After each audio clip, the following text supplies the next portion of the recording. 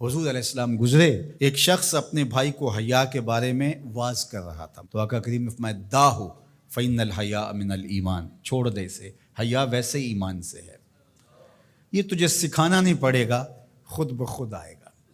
تو حیا ایمان کے ساتھ جڑی ہوئی چیز ہے، ایک چیز آئی تو دوسری چیز بھی ساتھ ہی مل گئی۔ تو اگر حیا رخصت ہو گیا تو ایمان کا بھی کباڑہ ہو گیا۔ اور حیا کے جوہر کو چھیننے کے لیے نادیدہ ہاتھ کام کرتے ہیں، وہ اس لیے کرتے ہیں کہ حیا کے ساتھ ایمان جڑا ہوا ہے۔ جب حیا باختہ ہو جائیں گے تو ایمان سے بھی ان کو خالی کر دیں گے۔ ان کو یوں کہنا کہ تم کافر ہو جاؤ، اسلام چھوڑ دو، کوئی بھی نہیں کرے گا۔ تو بہتر نہیں ہے کہ ان کو حیا سے خالی کر دیں، تو وہ ساتھ پیچھے ساتھ ہی چلی آئے گی چیز۔ تو اب دشمن کی یہ چال یہ ہے کہ یہ مسلم کافر تو نہیں ہوں گے، لیکن اس طرح کیا جائے کہ ان کو مسلمان بھی نہ رہنے دیا جائے۔ اب یہ جو کچھ ہوا ہے، ایک قانون پاس کر لیا گیا اور مردوں اور عورتوں نے اپنی جنس تبدیل کرنا شروع کر دی، اور لوگوں کو پتہ اس وقت چلا جب 29,000 لوگ جو ہے وہ اپنی جنس تبدیل کر چکے تھے، مردوں سے عورت اور عورتوں سے مرد۔ اور اس کے جو دور رس نتائج ہیں اور اس کے منفی اثرات ہیں، ایک عورت اگر اپنی جنس تبدیل کر لیتی ہے تو کل وراثت کے اندر وہ پورا حق لے گی، اس لیے کہ اس کے شناختی کارڈ کے اوپر جو ہے وہ مرد لکھا ہوا ہے۔ ایک مرد جو ہے وہ خاتون بن جاتا ہے تو وہ عورتوں کے واش روم میں گھس جائے اور پھر کوئی خرابی پیدا ہوتی ہے، اس کے بعد اس کو گرفتاری نہیں کیا جا سکتا، وہ کہ میں تو عورت ہوں، یہ تو ممکن ہی نہیں ہے۔ تو بتاؤ کیا ہوگا؟ معاشرہ کس سمجھ جا رہا ہے اور کس رخ پہ جا رہا ہے؟ یہ ہم نے کبھی سوچا تھا؟ جس معاشرت کی اصطلاحات میں حیا آتا ہے، جس معاشرت کی اصطلاحات میں تقوی آتا ہے، جس معاشرت کی اصطلاحات میں عفت، پاک دامنی، اس طرح کی اصطلاحات ہیں جس قوم کی، اس قوم کے ایوان بالا میں اور ایوان زیری میں یہ قرارداد آتی ہے، پھر باقاعدہ یہ قانون کا حصہ بنتا ہے، اور پھر باقاعدہ عملی تنفیذ ہوتی ہے۔ اور جن این جی اوز نے کروڑوں نہیں اربوں روپے اٹھائے ہیں، وہ رپورٹ پیش کرتے ہیں کہ ہم 29,000 کے فگر تک پہنچ کے اور آگے بڑھ رہے ہیں۔ شب خوں مار دیا جاتا ہے، لوگوں کو پتہ ہی نہیں چلتا۔ جو 22 کروڑ عوام نے نمائندے بھیجے تھے، وہ اتنے بے خبر تھے کہ وہ وہاں بیٹھ کے جو ہے وہ چائے کے کپ کی چسکیاں لیتے رہے اور ڈیسک بجاتے رہے، انہیں پتہ ہی نہیں کیا ہو گیا۔ جو بڑے ان امور کے مار تھے، ان کو سال بعد پتہ چلا کہ یہ کیا ہوا۔ تو یہ معاشرت کو اس گندگی میں، اس غلاظت میں دھکیلنے کے لیے سب کچھ کیا گیا، اس کو قانونی تحفظ فراہم کر دیا گیا۔ ہم جنس پرستی کی طرف، اور نہ جانے وہ لفظ نامانوس ہے ہمارے لیے، لیکن اب وہ سرایت کر گئے اس معاشرے کے اندر، اس پہ بات ہوتی ہے۔ اور ہم کہاں گر گئے ہیں، کس گڑھے میں گر گئے ہیں؟ ہم انسان ہیں، یہ تو چوپائے بھی نہیں کرتے۔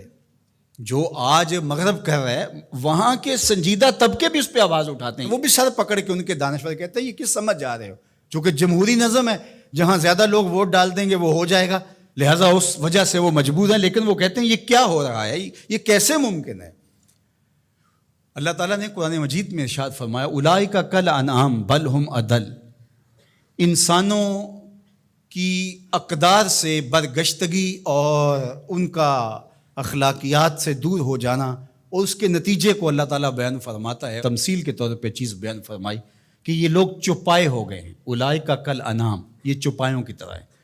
آگے فرمایا بل ہم اضل، بلکہ یہ چوپایوں سے بھی بدتر ہو گئے ہیں۔ آپ نے کبھی نہیں دیکھا ہوگا کہ کسی نر چوپائے نے نر چوپائے کے ساتھ جفتی کی ہو۔ جب جنسی خواہشات پیدا ہوتی ہیں تو وہ اپنی مادہ کو تلاش کرتا ہے۔ کبھی نر سے جفتی نہیں ہوا ہوگا، لیکن انسان جب اخلاقیات سے گرتا ہے تو وہ اتنا گندا اور بدتمیز ہو جاتا ہے کہ یہ تمیز بھی ختم کر دیتا ہے جو چوپائے بھی رکھتے ہیں۔ تو یہ ہے چوپایوں سے بھی بدتر ہو جانا، غلیظ گندا عمل قوم لوط اس کی زندگی کا حصہ بن جاتا ہے۔ اور بندے کے پلے بچتا کیا ہے، اس کے پاس رہتا کیا ہے جب وہ اتنا غلیظ ہو جائے؟ اس کی روح بھی زخمی ہو جاتی ہے، اس کا باطن اور ضمیر بھی داغ ہو جاتا ہے جب اس کی نظر میں غلاظت آتی ہے، اچھے جائے کہ وہ عملی طور پہ غلاظت کے اس درجے پہ پہنچ جائے۔ تو یہ چوپایا نہیں قرآن نے کہا، بلکہ چوپایوں کے ہاں بھی ایک تہذیب کا درجہ ہے، اس کو کراس وہ بھی نہیں کرتے، لیکن یہ چوپایوں سے بھی بدتر ہو گئے۔ تو کیا جو چوپایوں سے بھی بدتر ہوں گے اس کا تتبع کریں گے؟ جو چوپایوں سے بھی گندے ہو جائیں گے، کیا وہ ایک انسانی معاشرے کا شعار ہو سکتا ہے؟ اور کتنی بدبختی یہ ہے کہ اس طرح کے قانون دنیا کی پارلیمنٹس کے اندر جو ہے وہ پاس کیے جائیں گے، باقاعدہ حکومتیں اس کو سرپرستی فراہم کر رہی ہوں گی۔ بد تہذیبی کو تہذیب قرار دے دیا جائے تو اس سے بڑی بد تہذیبی کیا ہے؟ گندگی کو، غلاظت کو اگر گلاب کہہ دیا جائے تو اس سے بڑی بد تہذیبی کیا ہوگی؟ تو یہ معاشرت کی گندگیاں ہوتی ہیں، لوگوں کے ذہن کے اندر پنپنے والی گندگیاں مجسم روپ میں آ جاتی ہیں، اور وہ معاشرہ پھر انسانوں کا معاشرہ نہیں رہتا، وحشیوں کا معاشرہ ہو جاتا ہے، بلکہ وحشیوں سے بھی بدتر معاشرہ ہوتا ہے، بل ہم عدل کا عملی روپ بن جاتا ہے۔ تو وہ معاشرہ چاہے کلمہ پڑھتا ہو، وہ معاشرہ چاہے بظاہر نمازیں پڑھتا ہو، وہ معاشرہ چاہے اپنے آپ کو کہتا ہو کہ میرے جیسا زمانے میں کوئی نہیں ہے، وہ گندہ ترین معاشرہ ہوتا ہے۔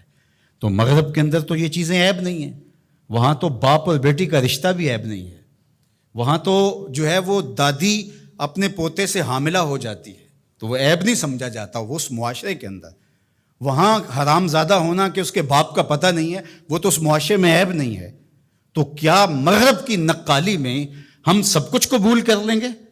ان کی جو چیزیں اختیار کرنے والی ہیں وہ تو ہم نے کی نہیں ہیں، ان کی وہ مادی ترقیاں جو ہمارے دین کے راستے میں رکاوٹ نہیں بنتی تھی وہ تو ہم نے کی نہیں، لیکن ہم ان کی غلاظتیں، گندگیاں اور ان کی وہ جہالتیں اس کو ہم جو ہے وہ اپنے سینے سے لگاتے ہیں اور مغرب کو خوش کرنے کی کوشش کرتے ہیں۔ یہ ہمارے اشرافیہ کا روپ ہے، اگرچہ عوام کا یہ روپ نہیں ہے، لیکن آہستہ آہستہ عوام، یہ جو 29,000 لوگوں نے رجسٹرڈ کروایا ہے، تو یہ کون لوگ ہیں؟ اسی معاشرے کے لوگ ہیں۔ تو یہ معاشرہ کس سمت جا رہا ہے، اس کے لیے ہمیں غور و فکر کرنا ہوگا، اپنی نسلوں کو بچانا بھی ہوگا۔